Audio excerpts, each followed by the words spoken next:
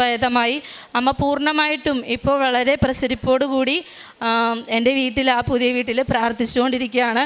പിന്നെ ആ വീടിന് വളരെയധികം പ്രത്യേകതയുണ്ട്. എപ്പം നമ്മൾ ചെന്നാലും, അല്ലെങ്കിൽ എപ്പോൾ ചെന്ന് നമ്മളൊരു പ്രാർത്ഥന ചൊല്ലണ്ട, അല്ലെങ്കിൽ ഒന്ന് ചെന്നാൽ മതി, മുല്ലപ്പൂവിൻ്റെ മണമാണ് ആ വീടിന്. അമ്മ എപ്പോഴും ആദ്യം പറയുമ്പോൾ ഞാൻ വിശ്വസിച്ചില്ല, എൻ്റെ മോളും പറഞ്ഞു.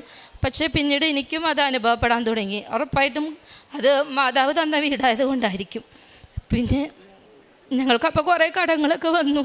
ഞാനപ്പോൾ ഉള്ളിൽ പ്രാർത്ഥിച്ചു, മാതാവേ, ഞാൻ കാരണം എൻ്റെ ഭർത്താവും വലിയൊരു കടക്കാരനായി, എനിക്ക് എന്ത് ചെയ്യാൻ പറ്റും, എനിക്കൊരു ജോലി വേണം എന്ന് പ്രാർത്ഥിച്ചുകൊണ്ടിരുന്നു.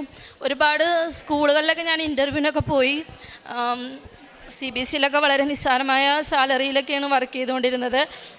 ഈ അധ്യയന വർഷവും ഞാൻ ഇൻ്റർവ്യൂവിനൊക്കെ പോയിരുന്നു. തുടർന്ന് എനിക്കൊരു CBSE സ്കൂളിൽ ജോലി കിട്ടി. 3 ദിവസമായിട്ടുള്ള ഞാൻ അവിടെ കയറിയിട്ട്. പക്ഷേ കഴിഞ്ഞതിൻ്റെ മുമ്പത്തെ